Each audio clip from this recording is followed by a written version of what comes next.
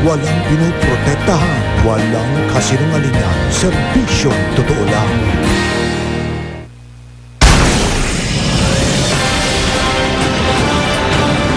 Mga sasakyang humaharurot sa Commonwealth Avenue na tinaguri ang Killer Highway. Pinaghuhuli kasunod ng aksidenteng ikinasawi ng mamamahayag na si Jeet Estrella Simbulan. Nagtatagong driver ng nakadiskrasyang bus. Inasuhan na, pabuya sa makapagtuturo sa suspect. 200,000 piso na. Exclusive designer na biktima ng salisigang pagtangay sa mamahalin niyang bag. Kitang-kita sa CCTV. Isa pang exclusive, 4 na nagba-buy and sell ng motorsiklo na makikipagkita raw sa kliyente. Mag-iisang linggo nang nawawala. Inihinalang car smuggler, ginisa sa kamera, gobernador at mayor na nakalista sa kanyang black book. Pinangalanan. Sanggol na kinidnap sa Pasig, nabawi mula sa suspect sa lalawigan ng Apayao. Sanggol na 2 ang ulo na ipinanganak sa Muntinlupa noong 2009. Namatay na. Pambansang Gamao, Manny Pacquiao handang magrally kontra sa Reproductive Health Bill. Si Senadora Miriam Defensor Santiago naman, ipaglalaban ang panukala kahit ma-excommunicate daw ng simbahan. Ascals na si James Young husband, sumabak sa fun run para makatulong sa mga gustong mag-football. Mula sa pagmomodelo at pag-arte, Solen Yusap sasabak na rin sa pagkanta. At Iwamoto isinugod na naman sa ospital matapos matagpo ang walang malay sa kanyang kwarto.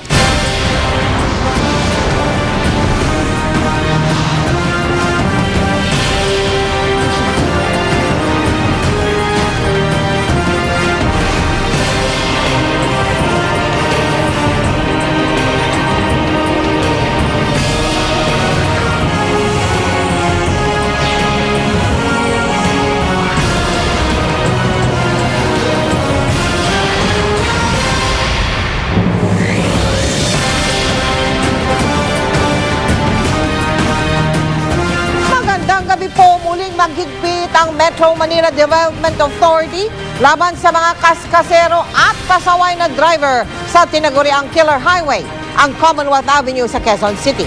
Kasunod ito ng aksidente nitong Biyernes na pumatay sa mamamahayag na si Jeet Estrella Simbulan. Pero ang tanong po ay kung hanggang anong oras daw kaya magbabantay ang mga traffic enforcer dyan sa Commonwealth na yan. Lalo pat karaniwan ay pag madilim na, naglalabasan na ang mga motorista na alam mo yung mga hari ng daan kung magpatakbo ng sasakyan. Nakatutok si Cesar Apolinario. Gamit ang motorcycle speed tracker ng MMDA na tsempohan ang taxi na ito na humaharurot. Lumabas na 97 km per hour ang tinakbo ng taxi, lampas sa 60 km per hour na speed limit sa Commonwealth Avenue. Kabilang ang driver na ito sa mahigit 30 motoristang nahuli sa loob lang ng 4 na oras sa operasyon ng MMDA kontra sa mga kaskasero. Kanya-kanya silang palusot. Tandaan na yung takbo mo. Bakit ako huli? Kasi yung sa milyahe namin, 60. Kulang pa nga na isang guhit, mag-60. Kaya tansyado ko. Kasi alam ko nanguhuli sila ng overspeeding eh. At kahit marami ng karatulang nakapaskel sa kahabaan ng tinaguriang Killer Highway, marami pa ring motorista ang tila nagbubulag-bulagan. Bukod sa mga manguhuling traffic enforcer, pinakalat din ang kukuha ng video at litrato ng mga lumalabag sa patakaran. Pero ayon sa MMDA, tila inaabuso ng mga motorista ang no-contact policy, kaya sinimulan ngayong araw ang direktang panghuhuli sa mga traffic violator. Instead of just utilizing the speed radar cameras at pagpapadala ng notice without flagging down the vehicles, and the reckless drivers' vehicles, if found to be really used for reckless driving, will be impounded. Nagigpit muli ang MMDA laban sa mga pasaway na motorista matapos mamatay ang journalist at University of the Philippines professor na si Lourdes Chit Estela Simbulan nang salpukin ng isang bus ang sinasakyan taxi ni Estela nitong Biyernes sa naturang Killer Highway. Sa tindi ng pagkakabangga, walang natira sa likurang bahagi ng taxi. Hanggang ngayon, hindi pa nahuhuli ang driver ng Guiding Star bus sa si Daniel Espinosa na tumakas at nagtatago. Sa 7 pangunahing highway sa Metro Manila, ang Commonwealth Avenue ang may pinakamataas sa percentage ng fatal accidents. Noong nakaraang taon lang, 21 fatal accidents ang naitala, habang mula Enero hanggang Pebrero lang ngayong taon, 8 agad ang fatal accidents sa Killer Highway. Sa mga susunod na araw, pupulungin ng MMDA ang mga bus operators para pakiusapang imbes na porsyentuhan, gawing buwanan ang sweldo ng mga bus driver para hindi nagmamadali at nag-aagawan ng pasahero.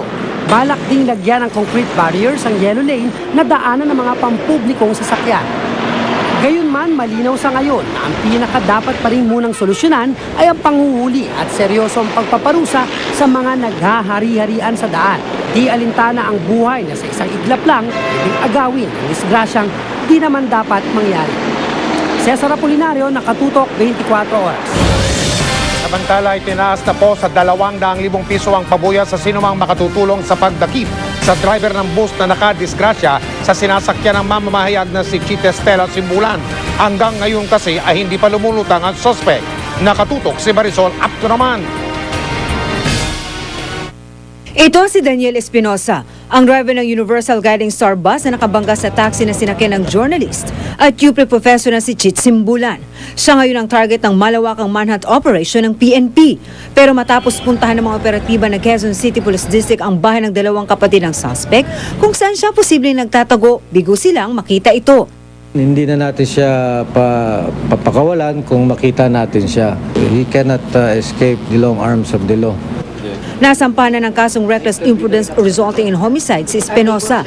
Pero tila maging ang taxi driver kung saan nakasakay si Simbulan, posible raw na maharap sa kaso. Papasok din siya dun sa galong kategorya pero ipoprove niya sa court na that he really exercised extraordinary diligence in transporting his passenger. Lumutang naman ngayong hapon ang isa pang driver ng Universal Guiding Star bus sa tanggapan ng bus company. Nasa likod daw siya ng bus na minamaneho ni Espinosa na mangyari ang aksidente. Nung nasagin niya yung taxi, andun na po sa unahan yung bus. Ito naman po yung Universal dahil na full stop yung taxi, kaya nabangga niya po yung taxi. Si Panagang araw ang nagsakay sa mga pasahero ni Espinosa, pero hindi na raw niya nakausap ang kasamahang driver. Patuloy namang iniimbestigahan ng mga otoridad ang tungkol sa isa pang bus na di umano'y una nakabangga sa taxi bago ito banggain ng Universal Guiding Star. Ito rin ang pakiusap ko ng abogado ng may-ari ng bus company. Makakatulong rin daw kung ilalabas ng MMDA ang CCTV ng naturang aksidente. Nakikiusap kami ilabas na yung footage if ever mayroon man. Nakikiusap kami sa kinaukulan na gawin namang fair, gawing patas yung investigasyon. Panagutin kung sino yung karapat-dapat na mananagot. Nasasaktan rin daw maging ang mga iba pang driver ng kumpanya dahil nakatenga sila ngayon matapos suspindihin ng LTFRB ang kanilang operasyon ng 1 buwan. Malapit na ang pasukan ng mga estudyante, ma'am. Kailan naman po? Kahit 1 week lang. Para ganun, makakakuha pamilya namin. Nananawagan naman ang otoridad kay Espinosa, sumuko na. The more siya magtago, lalong magiging grave yung kanyang offense. Binalaan din ng QCPD ang umunoy nagkakalong kay Espinosa na posible silang makaso ng obstruction of justice. Marisol Abduraman, Nakatutok, 24 oras. Umaasa rin ang pamilya ni Chit Estela Simbulan na mahuhuli o susuko na ang driver ng naka-aksidenteng bus. Ngayong gabi ang huling lamay para sa mamahayag. Nakatutok si Ian Cruz live mula sa Quezon City. Ian. Yes, Mel, isang misa ay sinasagawa ngayon dito sa Felicidad Room ng Arlington Memorial Chapels para nga ito sa nasawing veteran journalist at UP professor na si Lourdes Chit Estela Simbulan.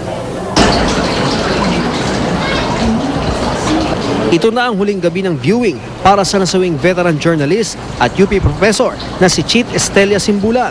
Kaya naman dagsa sa buro lang kanyang mga mahal sa buhay, mga kaibigan, kasama sa akadim at mga naging estudyante. malaki ang panghihinayang nila sa maagang pagpanaw ni Cheat matapos maaksidente ang sinasakyan niyang taxi na nabangga ng isang bus sa Commonwealth Avenue. Isang mahusay na guro sa journalism at magaling na mamamahayag si Cheat kung ilarawan ng mga malalapit sa kanya. She always had a way of doing things lightly, na parang magaan. So pag ang kasama mo ganyan, and jolly. She was a free spirit. Nobody could dictate on her. She was very generous. Kasi mahilig kami, lumalabas kami palagi, kumakain kami sa labas. She would give generous tips at saka lagi siyang tumutulong. Maging kanya naging estudyante, di raw malilimutan ang pumanaw na guro. Hindi siya katulad ng ibang prof na parang professor and student lang yung tingin sa kanila. Parang talagang she makes it a point na makilala niya yung mga students by name. Sa class niya, hindi ka mahiyang i-express yung opinion mo. Parang lahat ng ideas welcome sa kanya.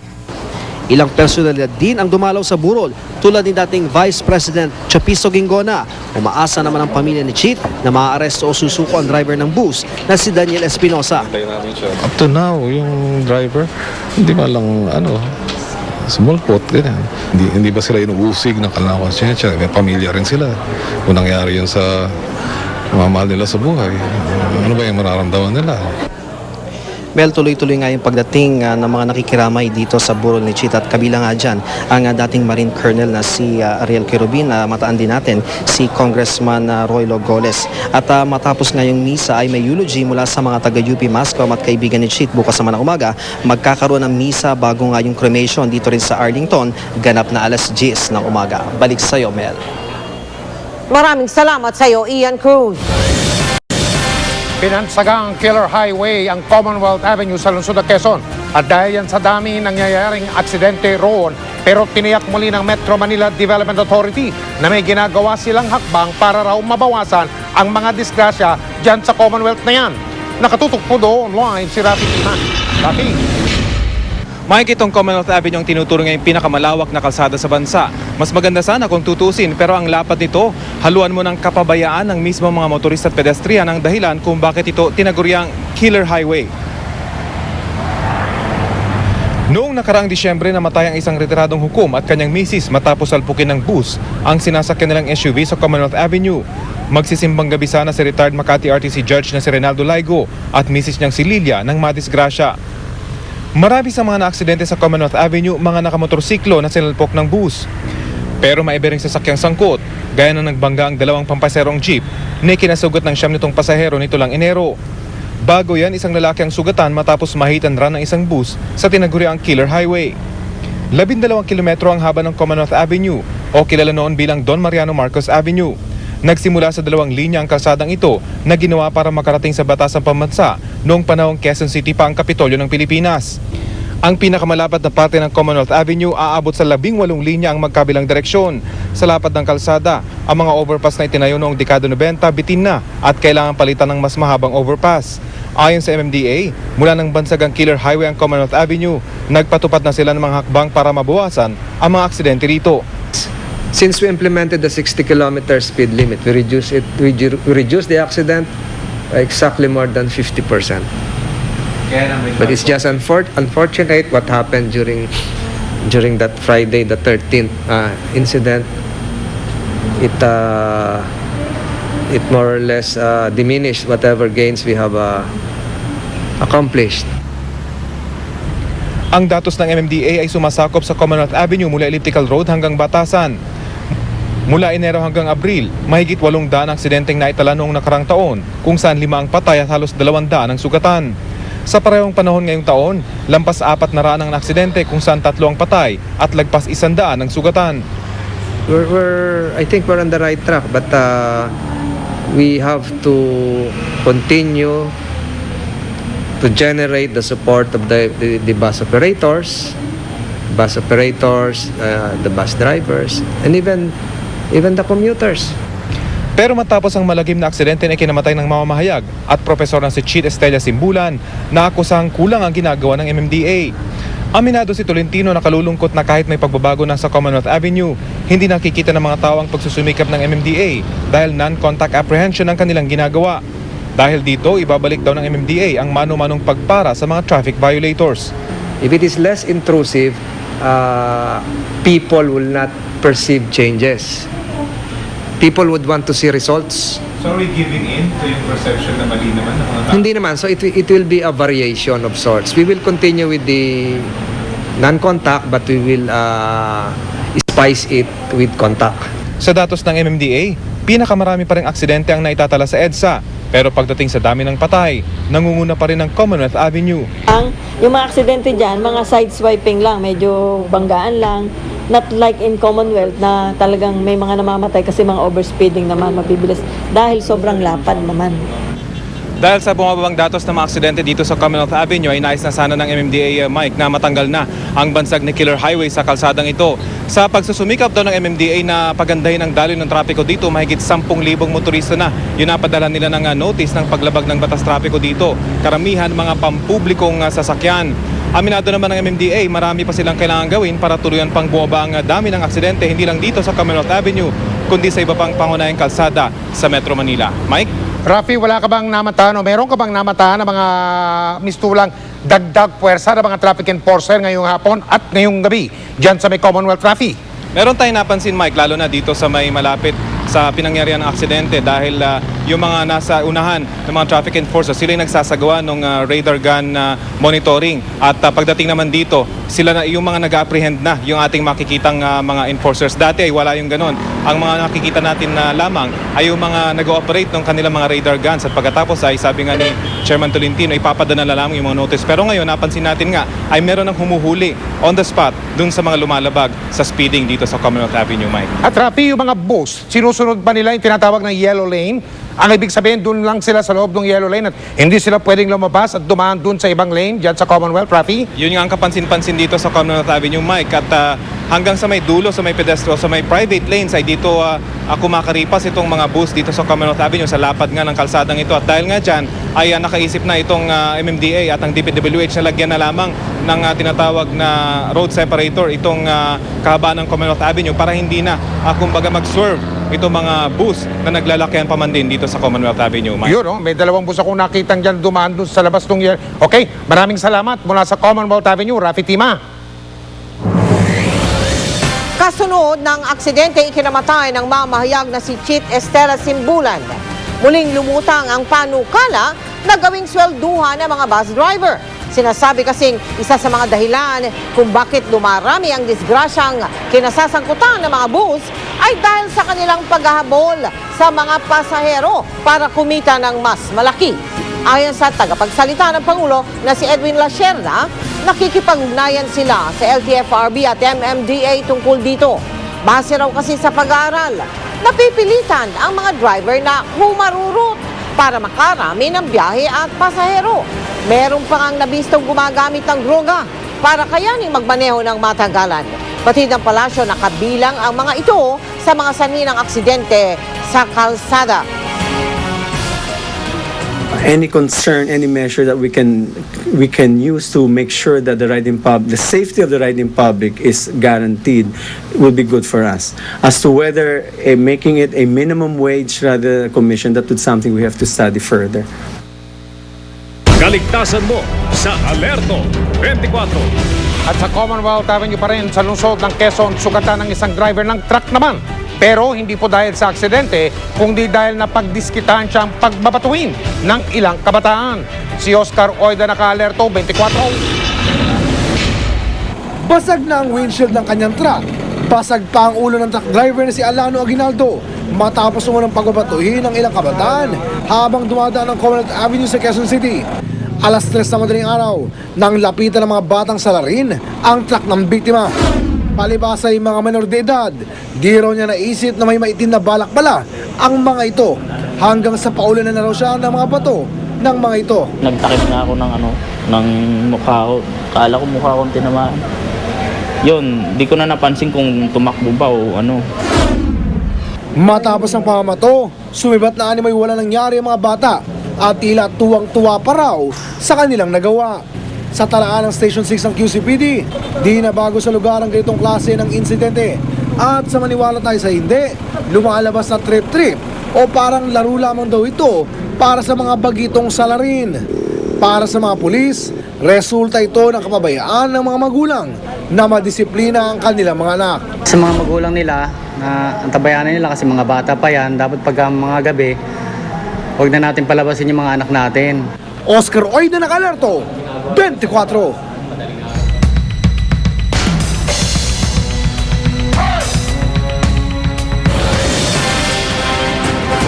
Linggo na lang pasukan na at para sa mga hirap pa rin sa budget, may mabibiling murang school supplies sa Diskwento Caravan ng DTI.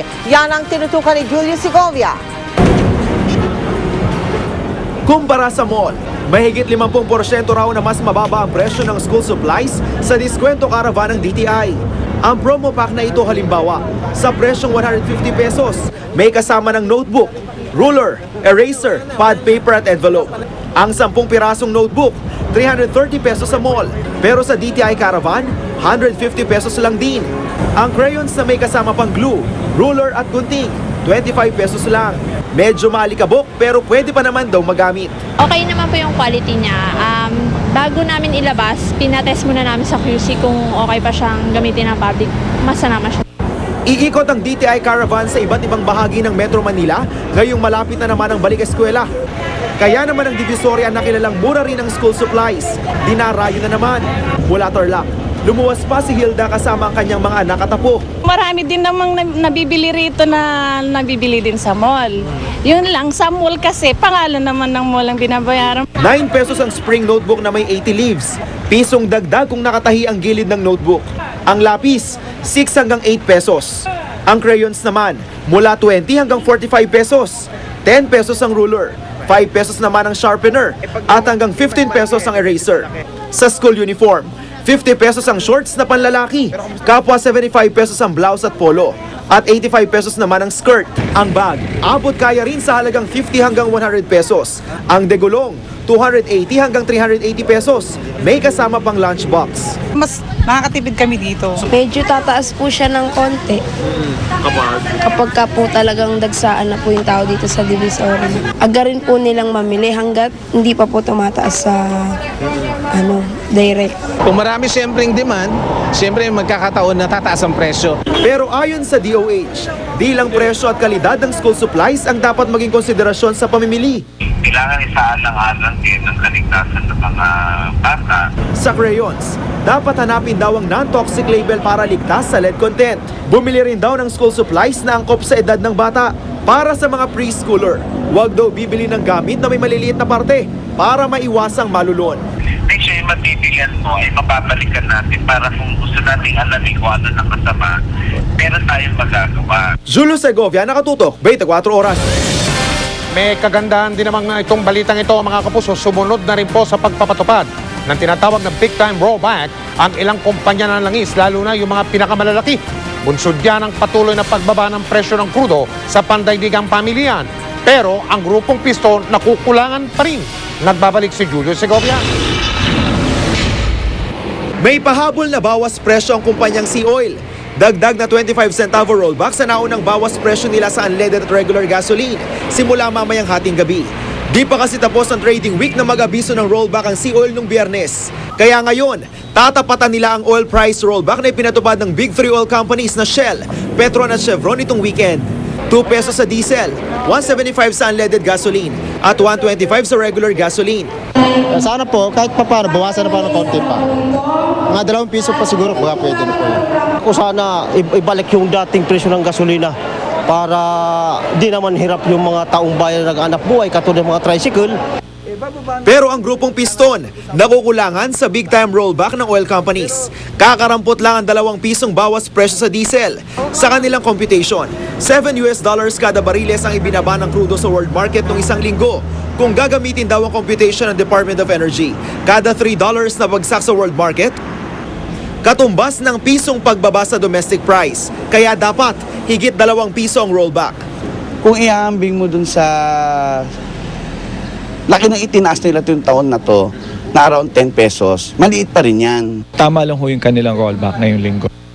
Wala hong pang-aabuso, walang sumusobra, walang nagkukulang. But then how was the Sumasadsa daw ang world crude prices dahil sa humihinang demand ng Amerika at China sa langis. Sa kabila nito, hindi naman masabi ng DOE kung magtutuloy-tuloy ang bawas presyo sa petrolyo sa lokal na merkado. Hihintayin pa rin daw ng DOE ang lingguhang presyo ng krudo sa world market. Kaya ang grupong Piston, kay Pangulong Aquino na nanawagan. Gusto namin singilin si Pangulong Aquino doon sa pinramis niya noong April 20 na iimbestigahan yung overpricing. Tuloy-tuloy naman ang pantawid pasada program ng gobyerno para sa mga jeep at tricycle. Julio Segovia, nakatutok, 24 oras. Walang dudang kampyon si Sarangani Representative Manny Pacquiao maging sa kanyang mga kasamahan sa Kamara. Sa pagsisimula ng sesyon ngayong hapon, may resolusyon pang nagpapapuri sa kanyang pagiging kampyon. Maraming salamat sa mahal na Panginoon, and then maraming salamat sa inyong lahat, sa fans, media, press. Maraming salamat sa inyong lahat sa walang sawang pagsuporta.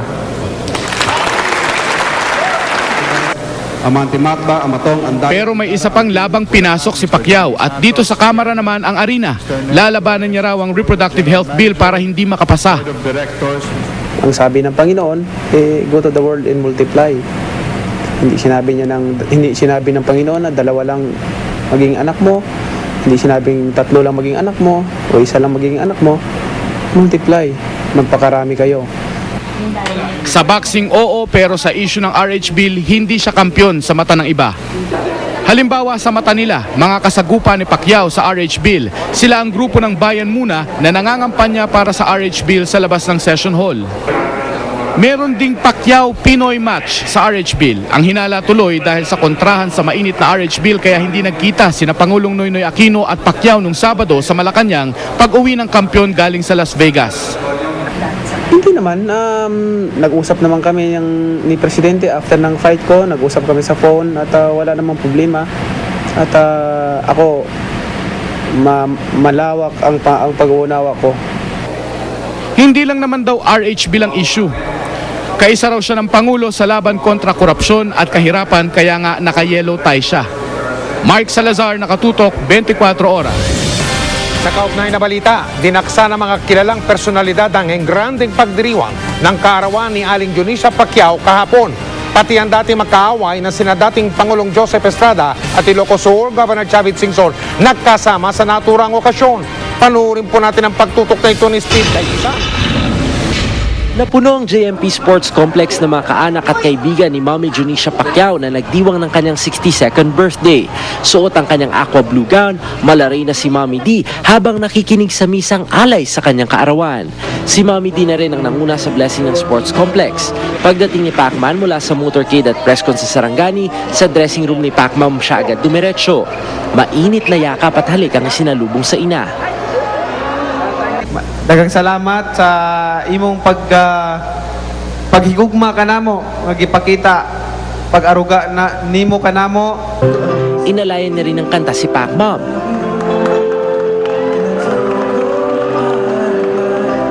Hindi na nakadalo pa ang mga apo ni Mami D na sina Jimwell, Michael, Princess at Queen Elizabeth. Pero ipinadala naman nila mga nilikang birthday cards para sa lola. Ito from Michael, happy birthday Lola. Pero may message sila sa loob, and then ito kay Jimwell. Happy birthday to you, Grandma. Diba? Hindi nila nakalimutan yung lola nila yan. May papadalang letter. Hindi sila nakasama na kasi... Oo, may klase sila bukas eh. May school pa sila eh. Bitbit din ni Jinky ang mamahaling Hermes bag na regalo nila kay Mami D. At para makumpleto raw ang birthday wish ni Pacman, The former President Joseph Estrada.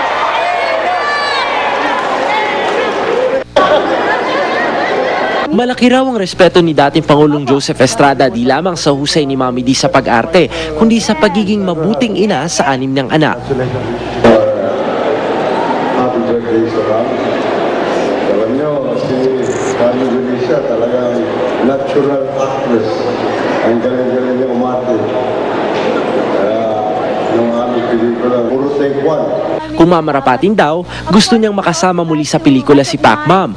At para ternohan ang bagong Hermes bag ni Mami D, Hermes scarf naman ang regalo ng dating Pangulo. Ang kaarawan din ni Mami D ang naging dahilan para muling magkasama sa iisang okasyon ang dating nakaalitang si Ilocos Sur Governor Luis Chavit Singson. Magkatabi pa ang dalawa sa upuan at nagkwentuhan habang pinapanood ang Argentine tango ni Mami D.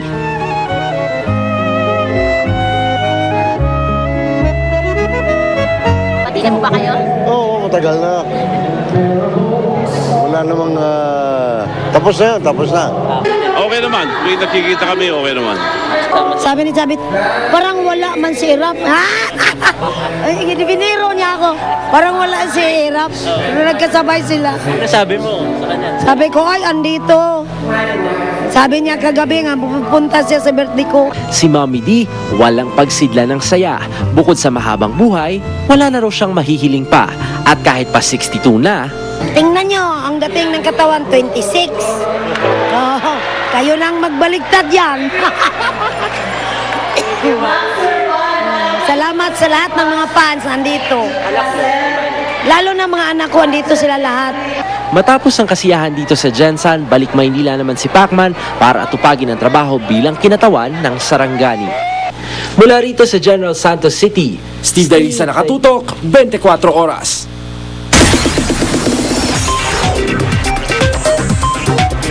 Chika Minute! How was your weekend mga kapuso? Napakainit na magiging chikahan natin ngayong gabi. Umpisa natin kay model TV host at aktresa si Solen Yusaf. Sasabak na rin daw sa pagkanta. At 24. Paalala po mga kapuso, doble ingat po kayo sa inyong mga gamit. Lalo na kapag kayo ay nasa mga pampublikong lugar, isang mamahaling bag na may lamang pera ang natangay ng mga hinihinalang miyembro ng salisigang. Naganap po ito sa lungsod ng Quezon. Kuhang-kuha sa security camera kung paano nilansi ng mga sospek ang biktima. Si JP Soriano, naka-alerto 24 Exclusivo. Abala sa pamimili ang isang designer sa tindahan ng mamahaling tag sa Quezon City nitong Sabado nang manakaw ang kanyang mamahaling Louis Vuitton na bag na 100,000 ang halaga. Base sa video at sa kwento ng ilang saksi, sabay-sabay na pumasok sa tindahan ng di bababa sa 4 na sospek. Ang lalaking ito, tinawag raw ang biktima at sinabing may problema ang sasakyan niyang nakaparada sa labas. Sumunod ang biktima na may kausap sa cellphone.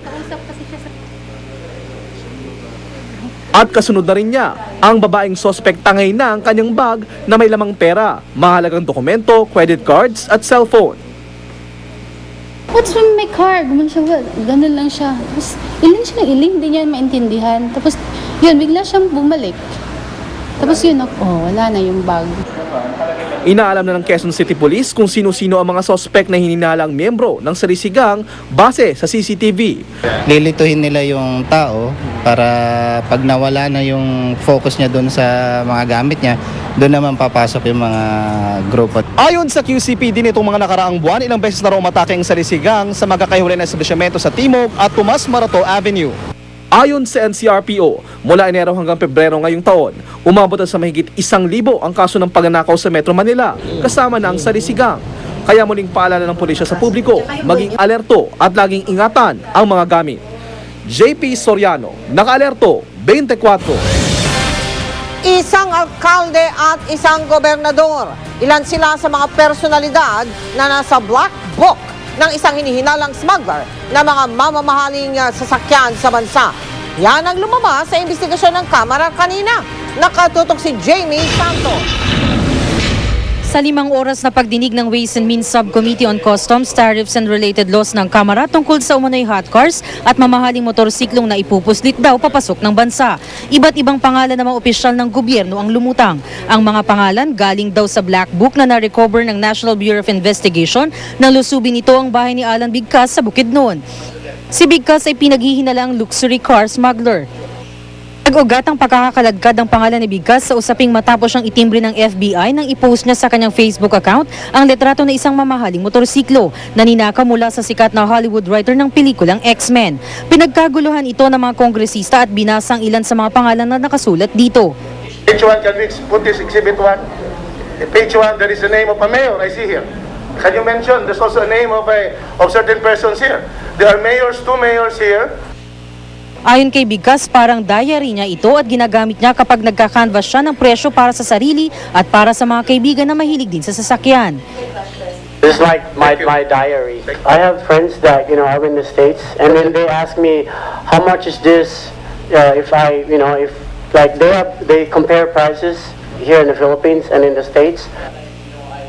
Ilan sa mga pangalang lumutang ay sina dating Governor Halusos, Sultan Naga Dimaporo, Mayor Mutalib Dimaporo, Mayor Ali Edward Emilan, Colonel Pimentel, Boy Plaza, Hana Toronto at Bullet Halusos. Isa rin sa pangalang nabanggit ay si Attorney Noah Dimaporo, Deputy Collector ng Customs, Mindanao Container Port. Would you confirm that you indeed asked him to quote you for this Beowulf's firearms? Pero sagot ni Dimaporo sa mga kongresista, I asked for the prices only, sir. Out of curiosity lang. I would see this on the internet and out of curiosity lang, Your Honor. inamin naman ng dalawa na matagal na silang magkakilala. Pareho raw kasi ang hilig nila, ang motocross. Inamin rin ni Bigas na dito niya sa Pilipinas nabili ang ilan sa kanyang mga sasakyan, ang ilan daw mula naman sa Amerika. Chop-chop daw niya ito at saka ilalagay sa kahon na tulad sa isang balikbayan box na door-to-door ang delivery nito. Pero duda rito ang NBI. Personally, Your Honor, I don't think that these bikes were brought chop-chop. Personally, that is not our findings yet. We're just waiting for the report of the FBI in the US. Sa Amerika na raw nakabase si Bigas at dinadala raw niya dito ang ilan sa kanyang mga sasakyan dahil nais niya dito sa Pilipinas magretiro. Di raw siya smuggler, biktima lang din daw siya, maituturing dito. My freedom, my safety with my family, and I lost the job. My business in the States, I lost it last week, and it's like it's really hard because I have these guys that work for me for. Ang mga nabanggit namang pangalan sa hearing na mula raw sa Black Book, kasalukuyan pa namin kinukuhanan ng pahayag. Sa Lunes muling itutuloy ng komite ang hearing tungkol sa hot cars. Jamie Santos, Nakatutok, 24 Oras.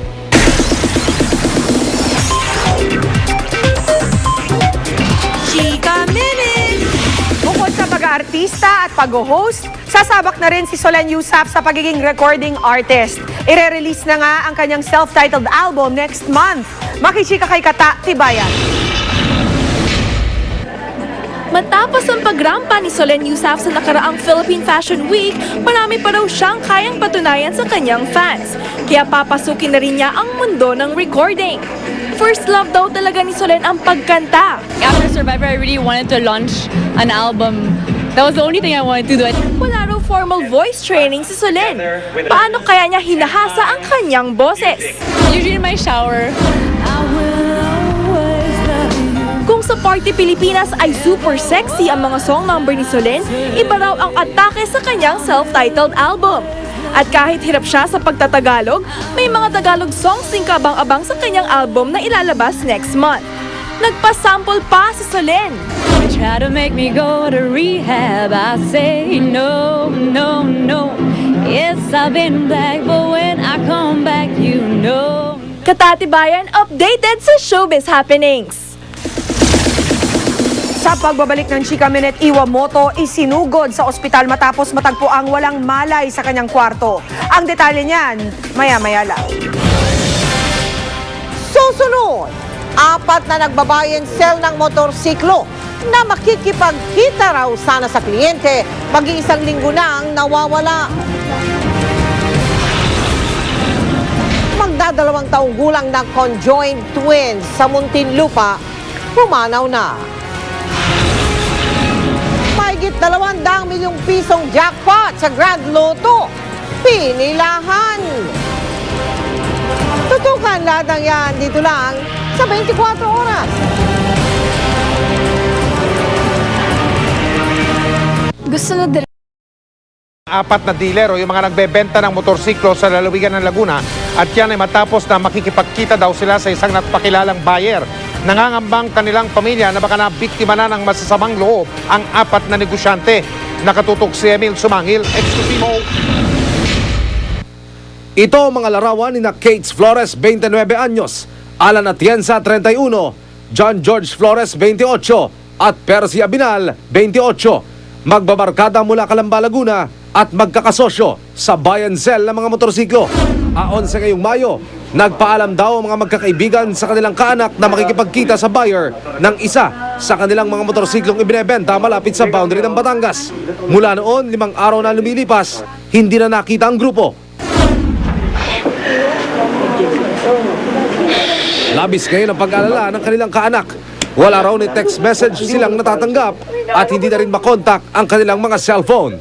Sanggaman ay pag-iusapan mo yung mayabok sa iyo, napahuyin ka na. At yung anak mo ay... Sige po, labas na.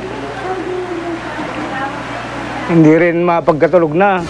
Kasamang naglaho ng grupo ang ibinebenta nilang motorsiklo, pati na ang tricycle na kanilang sinakyan. Kung maaari po naman, malpasan po ninyo. At kami po'y alalang-alalan na. Nakita lang namin yung mga anak namin. Hindi namin alam kung ibinaon nila. Hindi na namin makikita yan. Ngayon kung talagang gano'n ang mangyayari, tatanggapin namin dahil wala na kami magagawa eh. Ito ang lugar na kung tawagin ng mga taga rito ay Parting Itaas. Dito sinasabing nakipagkasundo ang grupo na makipagkita sa buyer ng motorsiklo bago sila tuluyang mawala. Ayon sa mga mahal sa buhay ng mga nawawala, kilalang critical area ang tinawag nilang Parting Itaas. Ilang kaso na raw ng krimen ang naitala sa lugar dahil ilang na lugar at wala pa halos katao-tao rito. Sinamahan ng GMA News ang pamilya ng mga nawawala para i-follow up ang kanilang hinaing sa Calamba City PNP. Pinatawag na nilang ilan sa mga sinasabing testigo. While we are conducting investigation, we'll be coordinating with the family. Kinuna na rin nila ng pahayag ang 22 anyos na si RJ Di Maculangan. Sinasabing kasama rin dapat si Di Maculangan sa lakad na iyon ng grupo bago sila mawala.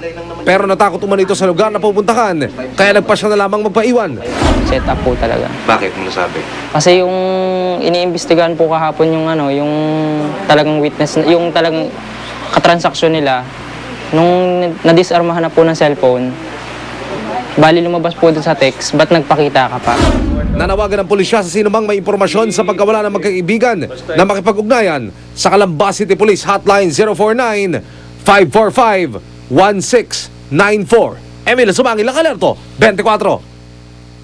Si Mel Tiangco, ang inyong kapusong totoo.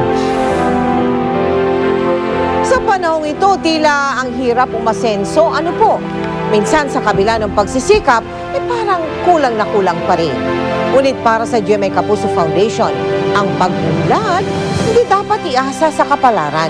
Bagkus, maaari itong simulan sa isang magandang edukasyon at malusog na pamayanan. Sa sobrang lubak ng daan, aakalaing nasa probinsya na kami. Pero wala pang isang oras ang aming nilakbay mula GMA Network hanggang Mascap Elementary School sa Rodriguez sa Rizal. Taong 2010, nang ating ipagkaloob ang 4 na silid sa paaralan bilang tugon sa lumalaking bilang ng mga mag-aaral doon. Habang itinatayo ang mga silid, lumitaw ang isa pang problema. Walang tubig ang paaralan. Ang buong barangay hirap din sa mapagkukunan ng malinis na tubig. Kailangan pang umigib ng mga mag-aaral sa ilog. Kapag umuulan, 3 araw ang kailangan paghintayin bago ito luminaw. Pag mga bata minsan nagkakasakit, ma'am, ng LBM, naiisip namin talaga na baka ang cause nun yung dyan sa tubig namin. Sa po, kasi hindi naman namin sure kung talagang malinis yan. Ito ang nagbunsod sa GMA Kapuso Foundation na ipagpatayo ng isang water distribution system ang naturang eskwelahan. Agad hinikayat ang lahat na makiisa sa isang bayanihan. Ang nais natin ay maangkin ng mga magulang, ng mga estudyante ang proyekto para sa lalong ikauunawa nila ng kahalagahan ng edukasyon para sa kanilang mga anak. Mahigit 30 taon nang ikinabubuhay ng mga taga-Mascap ang paggiginto. Ngunit nangangamba sila na darating ang panahon na mauubos din ang ginto sa ilog. Nag-party-party kami magkasama, 5. Party-party pa namin yung tiguan 50 pesos yun para kumita kami. Minsan iniisip namin, kaya pag yung ubos na, saan kami maghahanap buhay uli. Kaya't gayon na lang ang kanilang pakikiisa sa ating proyekto na makapagbibigay ng matagalang ginhawa sa kanilang lugar. Napakaraming salamat po sa GMA7 na binigyan kami ng patubig na ganyan, tsaka ng school na ganito. Mas malaking bagay po sa aming mga taga rito ang magkaroon ng tubig at ng eskwelahan. At sa kauna-unahang pagkakataon, magkakaroon na ng gripo sa loob ng Mascap Elementary School ngayong darating na pasukan. Naway magbigay daan ang water distribution system ng Kapuso School Development Project sa mas marami pang projects para magkaroon ng malinis na tubig hindi lamang sa Rodriguez Rizal kundi sa marami pang eskwelahan na nangangailangan nito. Kaya't sa mga nais na maging bahagi ng project ng ito ng GMA Kapuso Foundation, magsadya po sa aming tanggapan o kaya magdeposito sa aming mga bank account o mag-log on sa www.kapusofoundation.com. Susunod, sanggol na kinidnap sa Pasig, nabawi sa lalawigan ng Apayao. Sanggol na 2 ulo namatay na. Mga gustong maging instant milyonaryo, pila-pila na ngayon sa mga outlet ng Grand Lotto. Eroplano ng Cathay Pacific nag-emergency landing sa Singapore. Tututukan natin sa pagpapatuloy ng 24 oras. Nabawi na ng mga otoridad ang 3 buwang sanggol na tinangay ng kanilang kapitbahay sa Pasig. Natunto ng suspect at ang sanggol sa lalawigan ng Apayao. Nakatutok si Cara David. Bibo at masayahin ang anak ni Jalen Robelo na si Jillian. 3 buwan pa lang ang sanggol pero di raw ito nangingilala. Kaya madalas hiramin ang mga kapitbahay, kabilang na ang 41 taong gulang na si Lani Francisco. Mabait naman daw si Lani kaya hinahayaan lang ni Jalen na ipahiram ang anak. Pero nung May 6, 2011, hindi na binalik ni Lani ang sanggol. Umalis ito sa bahay at di na rin makontak. Halos pumatay na ako, ma'am. 1 week po siyang nawala. Wala na pong kain, wala talagang tulog. Lahat po ng kapitbahay din namin, di na po talaga makatulog. Lumipas ang 1 linggo, di pa rin binabalik ang bata. Sa tulong ng CIDG Anti-Organized Crimes Division, natunto ng suspect sa Luna, Apayao. Sa bahay ng kanyang live-in partner na si Abelardo Gabriel, itinago ang sanggol. Mamakawa sa cellphone, 2 days before, bago yung rescue operation, soli mo ni anak ko, ayaw niya soli. Pero after 3 days, nagbago ang isip niya. Sinabi dun sa kapatid niya, nakapitbahay din ni Dayalin na pwede mo nang kunin sa Luna, Apayao. Provided huwag kang magsasama ng pulis. Ayon sa suspect, nakunan daw siya kamakailan at kailangan niyang may maipakitang sanggol sa kasintahan, kaya naisipan niyang nakawin ng sanggol. Wala akong dahilan, patutubos mo? Hindi. O, ba't mo kinuha? Wala po akong dahilan na ano lang ako sa mitlo ako sa anak ko, sa asawa ko yung sir. Kanina, nagsama ng muli ang mag-inang Jalen at Jillian. Sobrang saya, as in talaga po salamat po talaga kay Lord. No, po. Maraming salamat po talaga sa mga tumulong po. Kakasuhan naman ng kidnapping ang magkasintahang Lani Francisco at Abelardo Gabriel. Tinitingnan din ng PNP ang anggulo kung may koneksyon ang kaso ni Lani at Abelardo sa 2 insidente ng baby snatching sa Maynila. Cara David, Nakatutok, 24 oras. Mga kapuso, natatandaan niyo po ba yung magkadikit na kambal na isinilang sa Muntinlupa noong taong 2009? Pumanaw na po ang naturang conjoined twins nitong Huwebes. Nakatutok si Maris Umaga. Masayahin, bibo at mahilig magpakitang gilas. Ganito inilarawan ng kanilang mga magulang ang conjoined twins na sina Ann at Nicole Arganda. Ang puhangang ito pinapakita pa kung gaano kaganado ang kambal, lalo na kapag ang paborito nilang taho ang kinakain. Sa kabila ng kanilang di pangkaraniwang kondisyon, malaking kaligayahan daw ang dala ni Ann at Nicole sa pamilya. Pag pagod ka, miningitian kanila at saka sinasalubong kanila. Kahit magkanda bali-bali yung leeg nila, talagang titignan kanila. Pero nitong Huwebes, binawian na ng buhay ang magdadalawang taong gulang na kambal. Nilagnat at inuburaw ang kambal kaya't isinugod nila sa ospital. Pero nakomplika umano ito ng sakit na pneumonia at impeksyon sa dugo. Ipinanganak kasi ang kambal na may neonatal pneumonia. Hindi po namin akalain na mawawala sila kasi nakita naman namin sila na obserba naman namin sa kanila na malakas naman po, tapos naglalaro. Yun nga lang po, umiiyak sila kasi nagugutom. Kung masama loob po kasi wala ako sa tabi niya nung nahihirapan siya.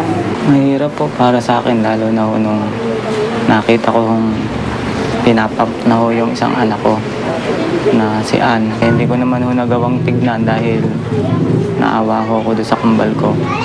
Kaya nagtago na lang ho. 2009 nang umapila ng tulong ang kanilang mga magulang upang madugtungan ang kanilang buhay sa kabila ng kalunos-lunos na sitwasyon. Dahil iisang katawan, pinaghahatian ng kambal ang iisang bituka at atay.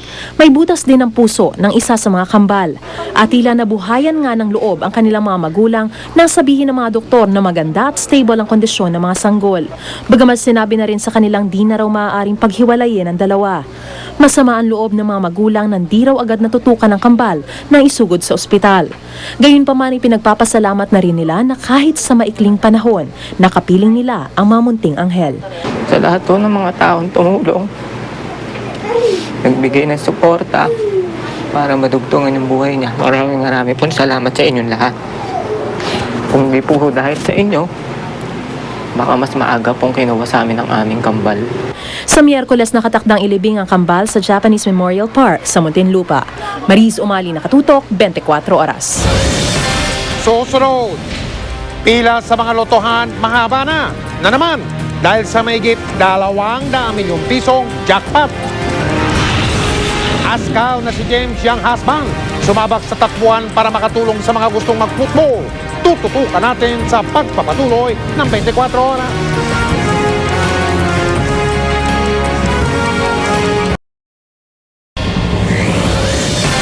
Mga kapuso, pumalo na po sa mahigit 200 milyong piso ang jackpot sa Grand Lotto 655. Kaya naman ang mga Lotto outlet, pinipilahan na naman. Nakatutok live mula sa Quiapo, Maynila, si Susan Enriquez. Kamusta dyan? Mike, sa pakikipagsapalaran sa buhay, may mga taong iniaasa sa swerte ang magandang buhay. At isa na nga rito ang pagtaya sa loto sa pag-asang manalo at maging instant millionaire. Aabot daw sa 232 million pesos ang jackpot prize ng 655 Grand Lotto Draw mamayang gabi. Kaya naman sa paglaki ng jackpot prize, di nawawala ng tumataya sa mga Lotto outlet na aming nadaanan. Walang pinipiling oras kahit ang haling tapat. Ang importante, makahabol sila sa Lotto Draw mamayang gabi. Karamihan sa tumataya, hangad na guminhawa sa buhay at matugunan ng mga suliranin may kinalaman sa pinansyal. Para karoon na ako ng bahay. Malaking problema ko sa anak ko, may anak ako may sakit sa puso. Tapos may opera pa siya dito sa tiyan, kaya malaking perang malaga kaya ako tumataya. Baka sakali po ako. Kung hindi naman po tataya, baka hindi po tayo tumama. Tulad ng dati, hindi rin nawala ng tumataya sa Lotto outlet dito sa Quiapo. Lagi raw ganito ang sitwasyon, mas marami ang tumataya kapag lumalaki na ang jackpot prize. Marami. Buhat kaninang umaga pa, alas 7 nag-umpisa kami. Lagi tinataya ng mga tao, 655. Pinakamalaking jackpot.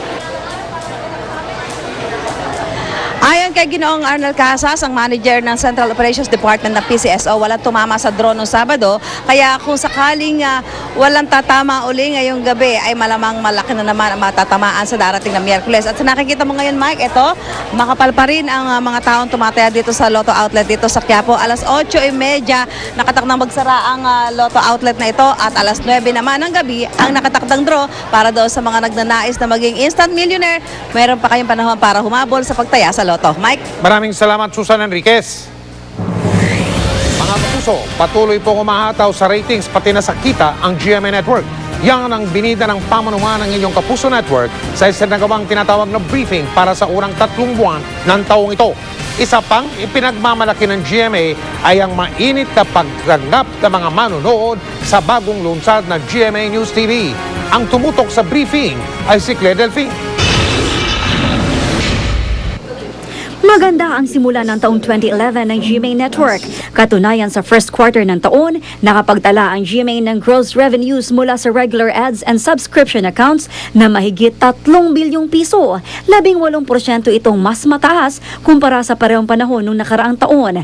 Kalahating bilyong piso naman ang naitalang net income ng GMA sa unang 3 buwan, mababa raw kesa sa 855 million pesos sa first quarter ng 2010 na pangunahing itinulak pataas ng kita mula sa mga political ad. Noong 2010 daw kasi, umabot sa halos 1 bilyong piso ang halaga na pumasok na political ad sa network.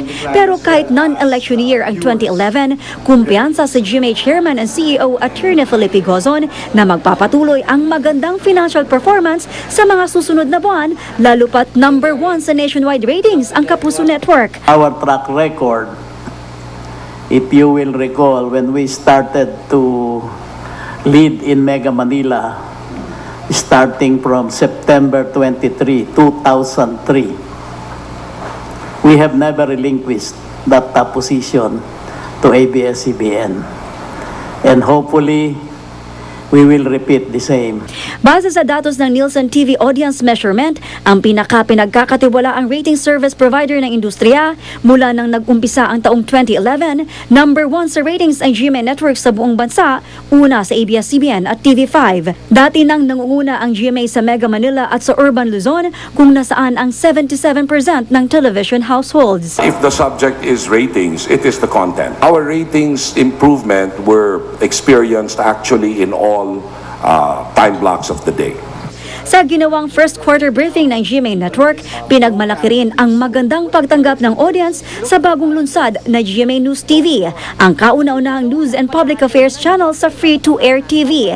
Libreng napapanood ang GMA News TV. Di na kailangang magbayad sa cable service provider para malaman ang pinakabagong balita sa buong maghapon. Nagtala na nga ng record ng pinakamataas na rating ang GMA News TV noong Royal Wedding noong April 29, kung saan pinakita ang live footage mula mismo sa Westminster Abbey, London. Pumangalawa sa GMA7 na may 18.6 ratings. Tinalo ng 13.3 ratings ng GMA News TV maging ang ABS-CBN at TV5 mula alas 5 ng hapon hanggang alas 8 ng gabi. Kaya naman, kinakasana ang paglunsad ng GMA News TV International Edition sa Hulyo. Claire Delfin, Nakatutok, 24 Oras. Up next, James Young husband ng Ascals, naki-fun run para makatulong sa mga gustong mag-football. At Iwamoto muling isinugod sa ospital nang matagpuang walang malay sa kanyang kwarto. Tutok lang dito sa 24 Oras.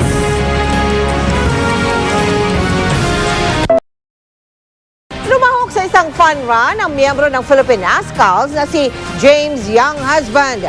Bahagi ng kikitain ng naturang proyekto ay gagamitin para suportahan ang mga kapuspalad na gustong maglaro ng football. Nakatutok si Nelson Canla. Marami ang nakilahok sa isinagawang fun run na tinawag na Run for Life ng Lifeline Foundation. Isa sa mga nanguna ang heartthrob ng Philippine Ascals na si James Young husband. Sulit naman daw ang 16 na kilometrong tinakbo niya dahil bahagi ng pondo na malilikom sa takbuhan ay gagamitin para suportahan ang mga kabataang kapos sa buhay pero nais maglaro ng soccer. Very good, very enjoyable. Good wake up for me, but thank you guys for inviting me here. Karamihan sa mga nakatapos sa finish line, diretso sa pagpapapicture kay James. Di naman maiwasan na hanapin ang kanyang kapatid na si Phil na masama raw ang pakiramdam. Unfortunately, Phil at the moment is not feeling well, but he's feeling much better now, and I'm sure he'll be back soon. Samantala, inaasahan ni James na makakasama niya mga bagong miyembro ng Ascals at coach sa kanilang pag-iensayo para sa nalalapit nilang laban kontra sa Sri Lanka. Looking forward to getting back to the team and meeting all the players, meeting the new players, seeing the coach, seeing the manager. So I'm looking forward to getting back training with the Ascals. Nelson Canlas, Nakatutok, 24 Oras. Handa raw si Senadora Miriam Defensor Santiago na ipagtanggol ang Reproductive Health Bill kahit pa sa simbahang Katoliko. Ayon sa Senadora, may akda ng kontrobersyal na panukalang batas. Kung merito lang ng RH bilang pag-uusapan, tiyak na raw ang tagumpay nito. Dapat daw tandaan ng simbahang Katoliko na hindi sila dapat magdikta sa gobyerno. Hindi rin daw takot si Santiago na maging ekskomunikado. Ayon naman sa Catholic Bishops Conference of the Philippines, wala naman silang pinipersonal sa issue ng RH bill. I am not afraid because I learned in theology school when I took my master's degree that under the teachings of Vatican II, I have a conscience. And the basis of my religion is freedom of conscience. I'm preparing my battle gear. I don't think anything will happen during these 3 weeks, but after the SONA, we're ready for a shootout.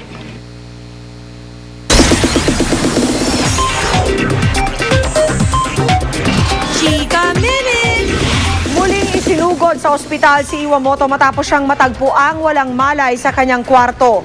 Yan ang chika ni Lars Santiago.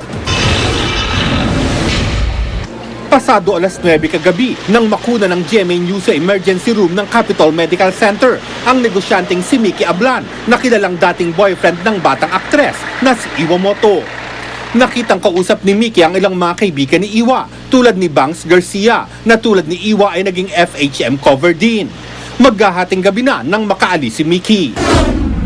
Pasado alas 8, linggo ng gabi, dinala sa ospital si Iwamoto ng kanyang mga kaibigan matapos daw itong makitang walang malay sa loob ng kanyang kwarto sa inuupahang apartment sa Quezon City. Pasado alas 11 ng gabi, na-discharge na si Iwa sa ospital. Samut-saring balita at haka-haka na ang kumakalat sa internet kaugnay ng nangyari sa aktres. Pero hanggang ngayon, wala pang opisyal na pahayag si Iwa o si Mickey. Ayaw ding magsalita ng mga kaibigan niya na kasama nang isugod siya sa ospital. Matatandaang nung nakaraang Webes, dinala rin sa ospital si Iwamoto dahil sa mga sugat na tinamo sa kamay matapos niyang basagin ang windshield ng sasakyan ng dating boyfriend na si Mickey. Kwento ni Iwa, matagal na silang hiwalay ni Mickey nang bigla raw itong pumunta sa GMA7 habang nagte-taping ang aktres. Nakikipagbalikan daw si Mickey at inagaw ang cellphone ni Iwa. Hinabol daw ni Iwa ang dating kasintahan at nang di maabutan, ang sasakyan nito ang pinagdiskitahan ng aktres. Bumalik nung hapon na yun sa GMA7 si Iwa para tapusin ang naudlot na taping. Si Mickey naman di nagbigay ng kahit anong pahayag. Lars Santiago, updated sa Showbiz Happenings.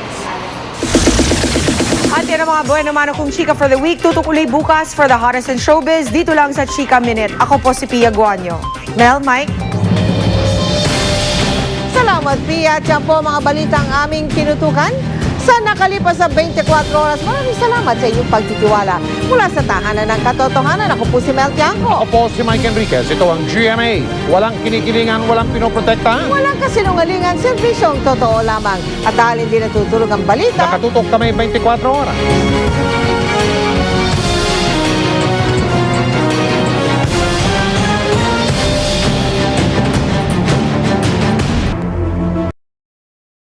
Walang kinikilingan, walang pinoprotektahan, walang kasinungalingan, serbisyong totoo lang.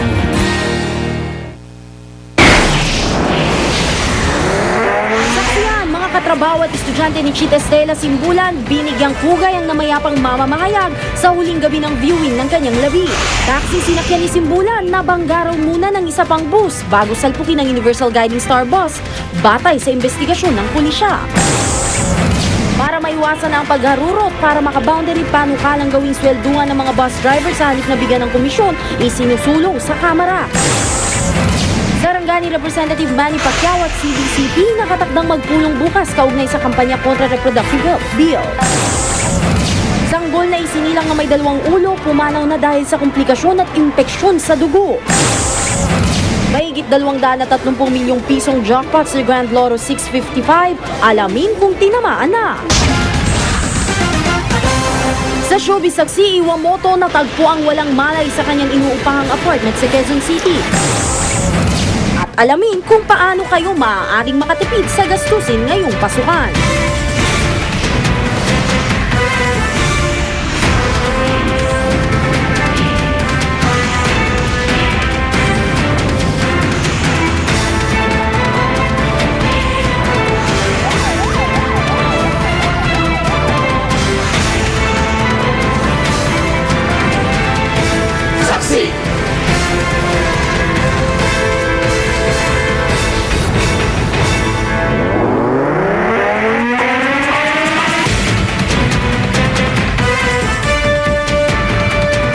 Bukas na nakatakdang i-cremate ang labi ng veteranang mamamahayag at UP professor na si Chit Estela Simbulan na nasawi sa aksidente sa Commonwealth Avenue, Quezon City noong Biyernes.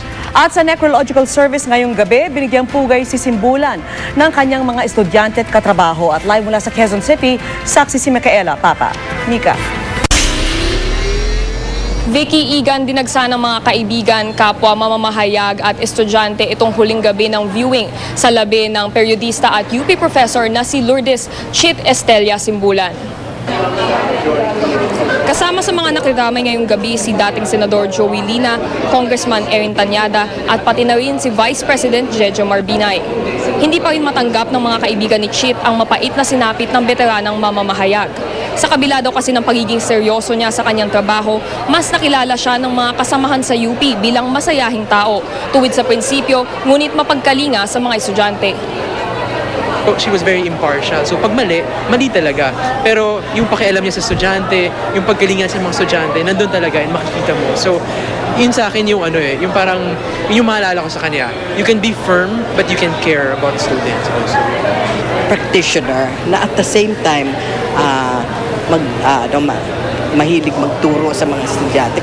Nalaman ko na sinusundo pa niya mga students sa kantin pag wala pa sa klase. Sa nangyari kay Simbulan, umaasa ang marami na hihigpitan lalo ng pamahalaan ang pagpapatupad ng batas trapiko sa Commonwealth Avenue, kung saan siya nasawi nitong Biyernes nang banggain ng isang bus ang sinasakyan niyang taxi. Chairman Tolentino, I think they had introduced a lot of preventive measures, but nonetheless, kulang pa rin. Vicky Igan, bukas alas 8 ng umaga magkakaroon ng huling misa dito sa Arlington bago ang perbadong cremation alas 10 ng umaga bukas. Sa Miyerkules naman, magkakaroon ng tribute para sa yumaong profesor sa UP College of Mass Communication. Live mula dito sa Arlington, Quezon City, ako si Micaela Papa, ang inyong saksi. Patuloy namang hinahanap ang driver ng bus na bumangga sa sinasakyang taxi ni Chit Estela Simbulan, pero bukod sa kanya, isa pa raw bus ang posibleng sangkot sa aksidente kinamatay ng veteranang mamamahayag. Saksi si Marisol Abduraman. Matapos kasuhan ng reckless imprudence resulting in homicide, tuloy pa rin ang paghahanap ng pulisya kay Daniel Espinosa, ang driver ng bus na nakabangga sa taxing sinakyan ng veteran journalist at UP professor na si Chit Estela Simbulan. Pinunta na siya ng mga pulis Quezon City sa bahay ng dalawang kapatid kung saan siya posibleng nagtatago, pero bigo silang makita si Espinosa. Ayon mismo sa hepe ng QCPD, hindi na maaaring arestuhin si Espinosa dahil naglaps na raw ang panahon para sa hot pursuit operation laban sa kanya. Pero hindi raw nila siya tatantanan para maimbitahan sa presinto, kaya mainam na sumuko na lang siya. At kung sakaling may nagkakanlong kay Espinosa, babala ng pulisya, pwede silang kasuhan ng obstruction of justice. Hindi na natin siya papakawalan kung makita natin siya. He cannot escape the long arms of the law. Lumutang naman ngayong hapon ang kasama sa kumpanya ni Espinosa para sabihing may isa pa umanong bus na sangkot sa insidente. Ayon kay Honorio Panaga, nasaksihan daw niyang nasagi ng isa pang bus ang taxing sinasakyan ng Simbulan bago ito nambangga ng Universal Guiding Star Bus. Nasa likod daw siya noon ng bus na minamaneho ni Espinosa. Nung nasagi niya yung taxi, ando na po sa unahan yung bus. Ito naman po yung Universal dahil na full stop yung taxi, kaya nabangga niya po yung taxi. May bumunggo sa kanyang bus na nauna, tinamaan sa nguso, gumanon. Ito namang isa, diretso, natamaan niya sa likod. Nakikiusap kami ilabas na yung footage, if ever mayroon man. Nakikiusap kami sa kinaukulan na gawin namang fair, gawing patas yung investigasyon. Panagutin kung sino yung karapat-dapat na mananagot. Dahil sa insidente, isang buwang suspendido ang operasyon ng Universal Guiding Star Bus Line, bagay na ikinadismaya ng mga driver nito. Malapit na ang pasukan ng mga estudyante ko, ma'am. Kailan naman po? Kahit 1 week lang. Para ganun, magkakasama pamilya namin. Mismo si Pangulong Ninoy Aquino raw, ayon sa palasyo, nababahala sa mga disgrasya sa daan na kinasasangkutan ng mga pampasaherong bus. He's tired of hearing all these bus accidents. Ako si Marisol Abduraman, ang inyong saksi. Paghahabol sa boundary, yan po ang dinadahilan ng ilang bus driver kung bakit sila madalas nagmamadali sa kalsada. Kaya naman isinulong ni Bayan Muna Representative Teddy Casino sa Kamara ang panukalang gawing regular na empleyado imbis na dekomisyon ang mga tsuper ng bus. Saksi si Rauna Crisostomo. Ipinaigting pang pagpapatupad ng 60 km per hour na speed limit ang ikinasa ng MMDA maghapon sa Commonwealth Avenue. Kasunod ng aksidenteng ikinamatay roon ang veteran journalist na si Chit Estela Simbulan nitong Biyernes. Pero pagsapit ng dilim, personal kong nasaksihan ang muling pagharurot ng mga motorista sa tinaguriang Killer Highway. Hindi na nga katakataka kung bakit daan-daang aksidente na ang naitala sa kalsadang ito. Bagamat bumaba kumpara sa unang 4 na buwan noong nakarang taon, malaking bilang pa rin ang 4 na rang aksidente sa Commonwealth Avenue mula Enero hanggang nitong Abril. Mga bus driver ang madalas masisi dahil sa madalas nilang pagmamadali. Pero paliwanag ng mga nakausap kong bus driver, di raw trip lang ang pagpapaharurot ng sasakyan, kundi paghahabol din sa ikabubuhay ng kanilang pamilya. Naghahabol kami sa komisyon. Kasi kung mababa yung koleksyon namin, magkano lang kikitain namin. Kaya ganun mangyari. Kaya talagang harurot minsan? Minsan, hindi maiwasan Si Rico Nanan halimbawa, para lang makapag-uwi ng 1,400 pesos na target niyang kita, kailangang makaboundary ng 13,500 pesos sa loob ng 18 oras. Kung hindi kasi, otomatiko raw na 700 piso lang ibibigay sa kanya, imemenos pa ang gasto sa diesel ng bus. Naghahabol sa makarami ng biyahe para makarami mapuporsyentohan. Kaya naman naghain ng panukalang batas si Bayan Muna Representative Teddy Casino kung saan sa halip na porsyentuhan, gagawing regular ang bayad sa mga bus driver.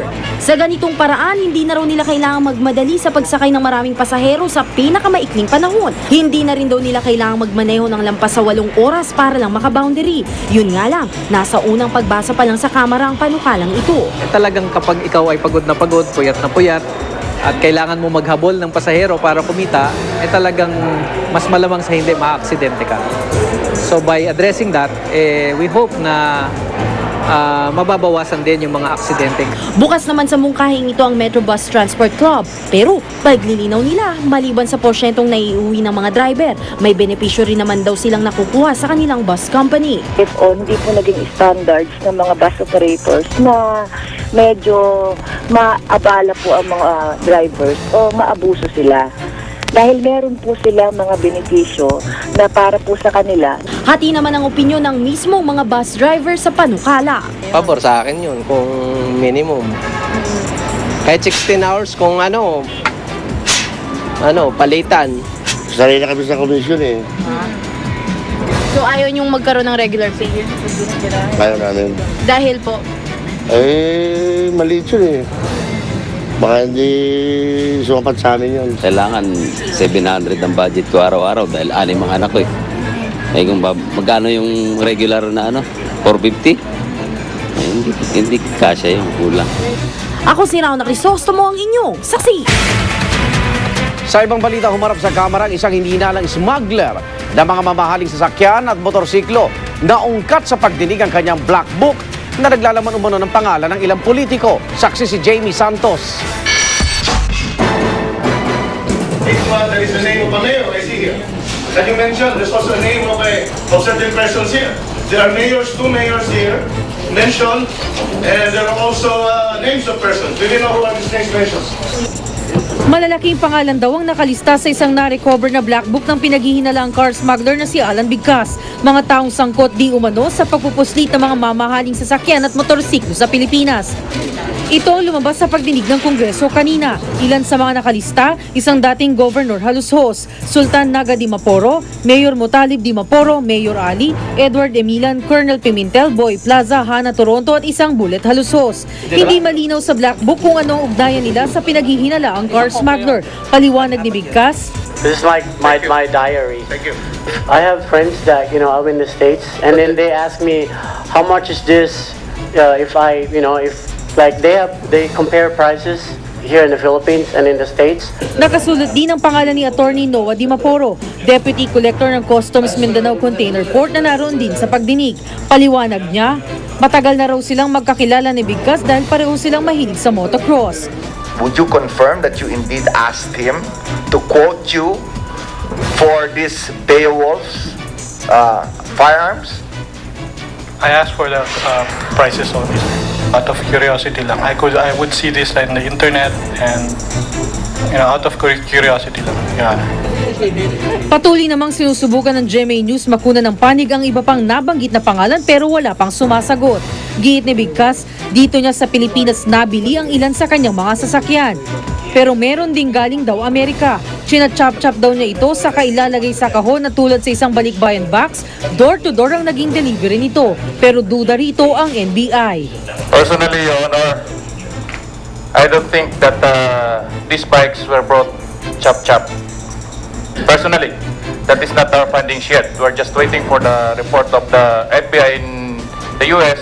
Nakabase na raw si Bigkas sa Amerika pero inuunti-unti na raw niya ang pagdadala ng kanyang mga sasakyan dito sa Pilipinas kung saan nais niya magretiro. Giit niya, biktima lang siyang maituturing dito. Magpapatuloy ang pagdinig ng Committee on Ways and Means sa Lunes. Ako si Jamie Santos, ang inyong saksi.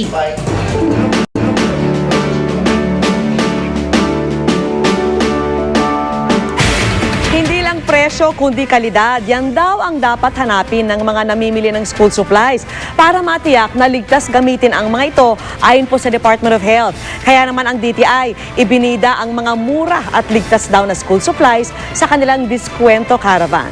Saksi si Julio Segovia. Mula Tarlac, lumuwas pa ng Maynila si Hilda para mamili sa Divisoria ng school supplies. Bagsakan kasi rito ng mga murang bilihin mula notebook, lapis, crayons, ruler, pantasa at pambura. Meron ding bag mula 50 hanggang halos 400 lang. Marami din namang nabibili rito na nabibili din sa mall. Yun lang, sa mall kasi pangalan naman ng mall ang binabayaran mo. Pero paalala ng Department of Health, bukod sa presyo, dapat ding tingnan kung ligtas ba sa mga bata ang mga binibili nyong gamit pang eskwela. Ang crayon sa limbawa, dapat mababa ang lead content at may non-toxic label. Angkop din dapat sa edad ng mga gamit. Kaya ang para sa mga preschooler, walang maliliit na parte na pwedeng malulon. Make sure yung matitilian mo ay mapapalikan natin para kung gusto nating alamin kung ano nakasama, meron tayong magagawa. Kaya naman ang Department of Trade and Industry, merong Diskwento Caravan kung saan di lang murang school supplies, kundi ligtas din. May promo pa na kumpleto sa notebook, ruler, eraser, pad paper at envelope na 150 pesos lang. Kung 10 pirasong notebook naman, ang 330 pesos na bentahan sa mall, dito 150 pesos lang. Meron ding crayons na may kasama pang glue, ruler at gunting na 25 pesos lang. Mga tirang paninda ito nung isang taon kaya mura. Okay naman po yung quality niya. Bago namin ilabas, pinatest muna namin sa QC kung okay pa siyang gamitin ng public. Masa naman siya sa QC namin. Kung marami siyempreng demand, siyempre magkakataon na tataas ang presyo. Ako si Julio Segovia, ang inyong saksi. At talagang namang hindi biro ang gastos tuwing magpapasukan lalo na kung marami kayong anak. Pero narito po ang diskarte ng isang pamilya na aming nakilala.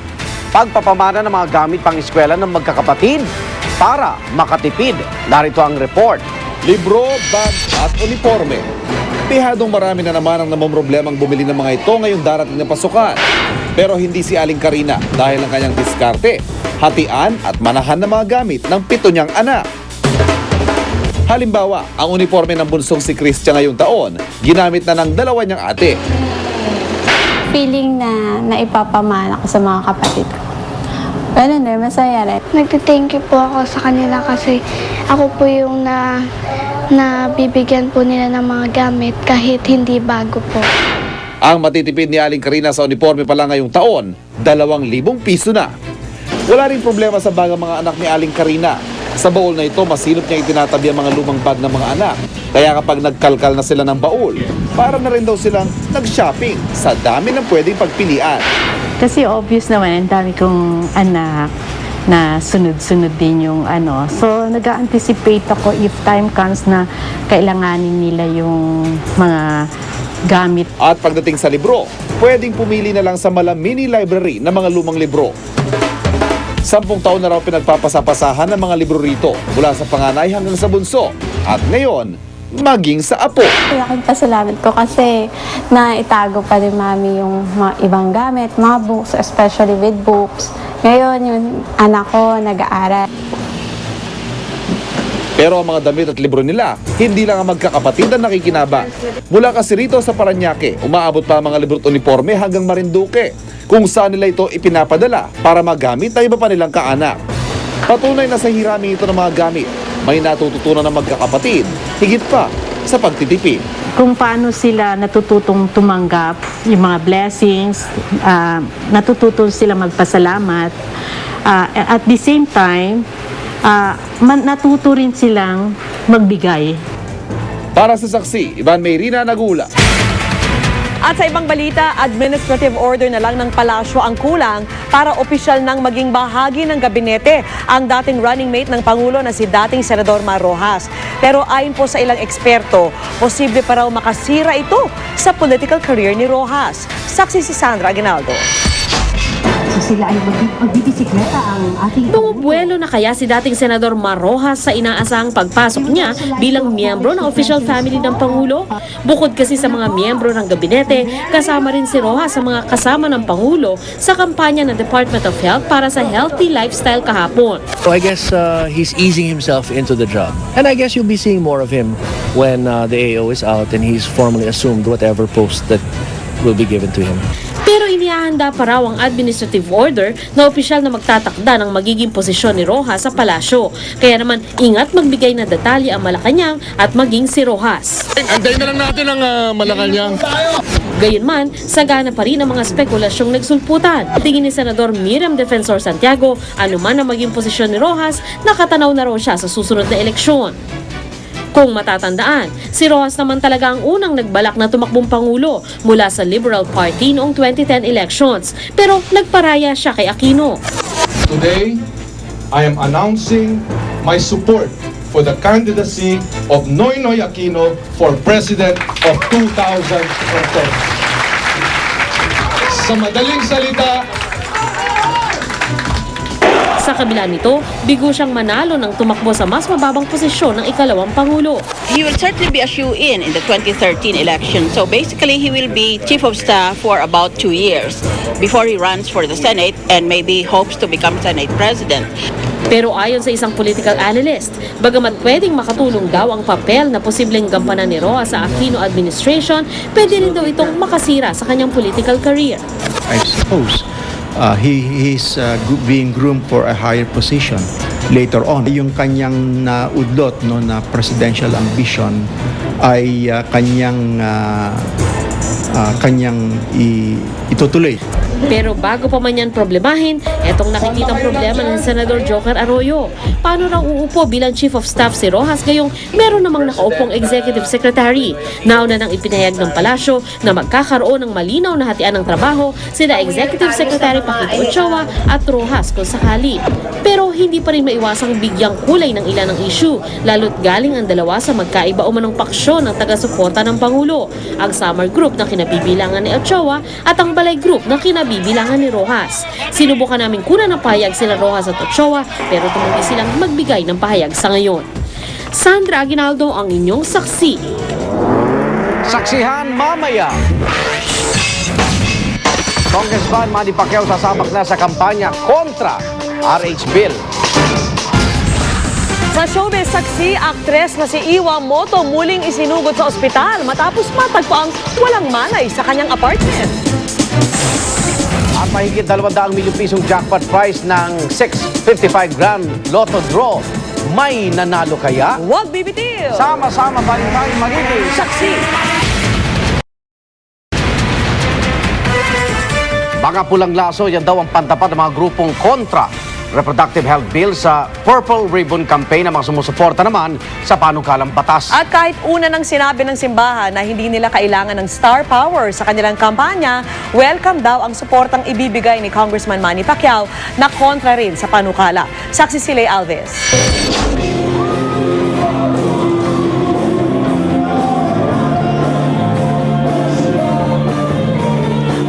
Sumusuporta sa reproductive health bill ay may Purple Ribbon Campaign. Ang mga kontra sa panukalang batas na ito gaya ng San Vicente de Paul Parish sa Maynila may pantapat na pulang laso. Yung color red symbolizes life. Itong ginawa namin hindi lang para ito sa mga parishioners namin kundi yung mga lahat na dumadaan. Ito ang kulay red, kulay pula, talagang nagpapahayag lamang na we are against this measure, yung RH bill. We really would like all the parishes to have some kind of indication that the parish is campaigning for the support for the church's opposition to the RH bill. At kung ang pro-RH may mga celebrity supporter,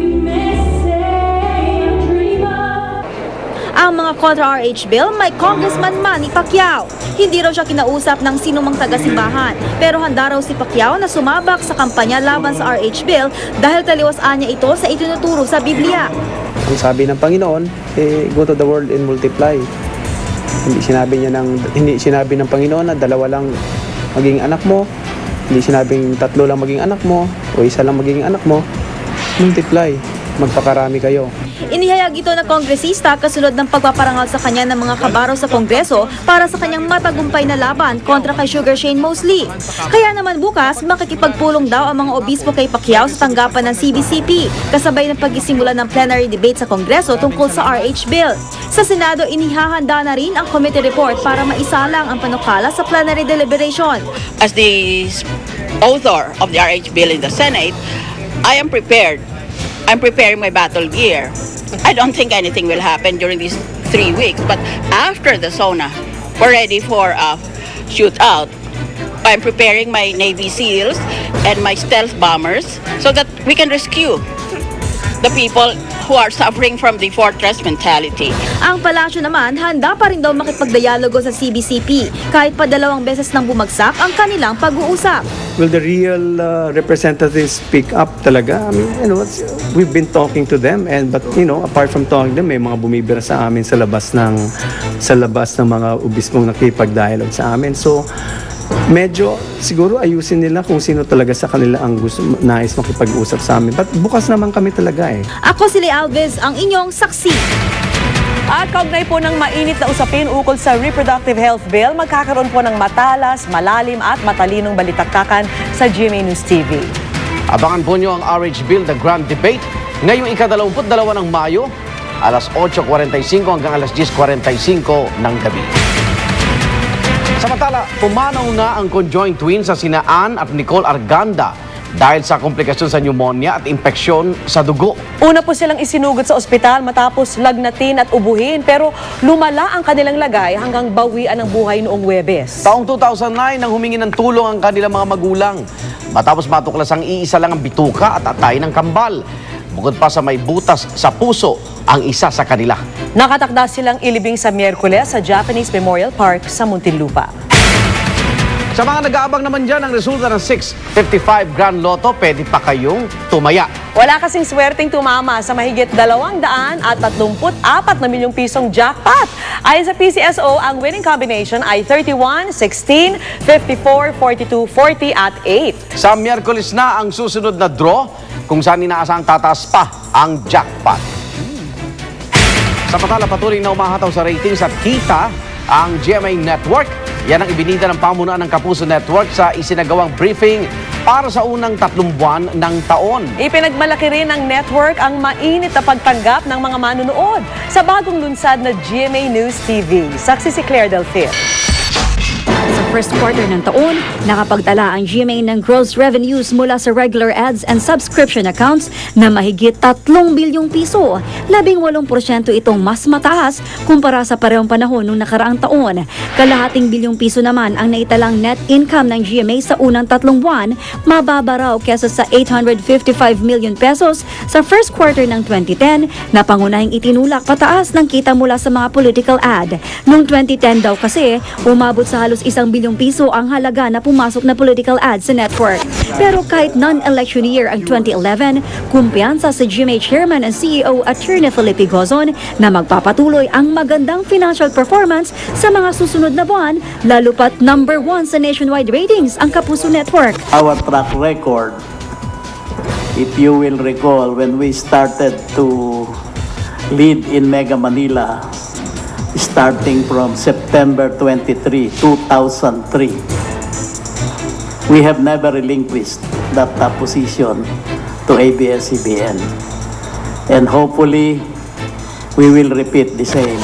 Base sa datos ng Nielsen TV Audience Measurement, ang pinagkakatiwala ang rating service provider ng industriya mula nang nag-umpisa ang taong 2011, number 1 sa ratings ang GMA Network sa buong bansa, una sa ABS-CBN at TV5. Dati nang nangunguna ang GMA sa Mega Manila at sa Urban Luzon kung nasaan ang 77% ng television households. If the subject is ratings, it is the content. Our ratings improvement were experienced actually in all time blocks of the day. Sa ginawang first quarter briefing ng GMA Network, pinagmalaki rin ang magandang pagtanggap ng audience sa bagong lunsad na GMA News TV, ang kauna-unahang news and public affairs channel sa free-to-air TV. Libreng napapanood ang GMA News TV. Di na kailangang magbayad sa cable service provider para malaman ang pinakabagong balita sa buong maghapon. Nagtala na nga ng record ng pinakamataas na rating ang GMA News TV noong Royal Wedding noong April 29, kung saan pinakita ang live footage mula mismo sa Westminster Abbey, London. Pumangalawa sa GMA7 na may 18.6 ratings. Tinalo ng 13.3 ratings ng GMA News TV maging ang ABS-CBN at TV5 mula alas 5 ng hapon hanggang alas 8 ng gabi.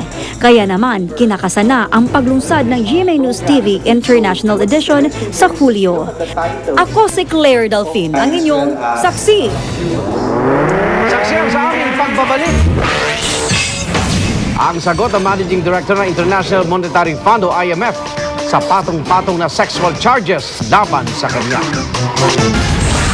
Sa showbiz saksi, Iwamoto isinugod muli sa ospital matapos matagpo ang walang malay sa kanyang apartment.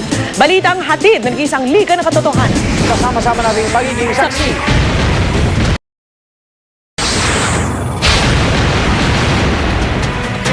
Not guilty. Yan daw ang ihahaing sagot ng Managing Director ng International Monetary Fund o IMF na si Dominic Strauss-Kahn sa patong-patong na mga sexual charge laban sa kanya ayon sa kanyang abogado.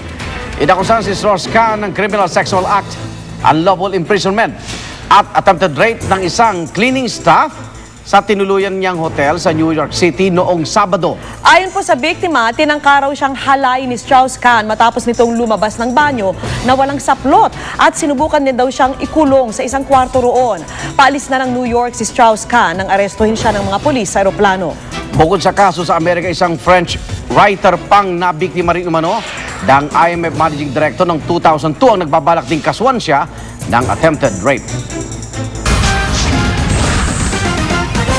At sa showbiz saksi, muling isinugod sa ospital ang aktres na si Iwamoto. Yan po'y matapos siya matagpuang walang balay sa inuupahan niyang apartment sa Quezon City. Darito ang report. Biglang isinugod dito sa Capital Medical Center ang aktres na si Iwamoto kagabi matapos umanong makitang walang malay sa loob ng kanyang kwarto sa inuupahang apartment sa Quezon City. Sa emergency room ng ospital, nakuna ng GMA News ang negosyante at dating boyfriend ni Iwa na si Mickey Ablan habang kausap ang ilang kaibigan ni Iwa tulad ni Banks Garcia. Na-discharge daw ang aktres pasado alas 11 kagabi. Sa internet, kumalat ang iba't ibang haka-haka kung bakit natagpo ang walang malay ang aktres sa kanyang inuupahang apartment. Pero di kung sa nangyari ang kampo ni Iwa, gayon din ang kanyang mga kaibigan na kasama ng isugod siya sa ospital. Nitong Huwebes na ospital din si Iwa matapos masugatan sa kamay kasunod ng pagbasag sa windshield ng kotse ng dating boyfriend. Inagaw daw kasi ni Mickey ang kanyang cellphone kasabay ng pagpipilit nitong makaligan sa kanya. Hinabol daw ni Iwa ang dating kasintahan at nang di naabutan, napagbuntunan daw ang kotse ni Mickey. Hindi pa nagbibigay ng kahit anong pahayag ang ex-boyfriend ni Iwa. Para sa saksi, Rao na Crisostomo nag-uulat. Kung nasa ng balita, ikaw at ang Liga ng Katotohanan, magkasama sa pagbabalitang walang kinikilingan. Walang pinoprotektahan, walang kasinungalingan, serbisyong totoo pa lamang. Ako po si Becky Morales. Ako naman, Arnold Clavio, susunod ang Eyewitness. Hanggang bukas, sama-sama tayong magiging saksi.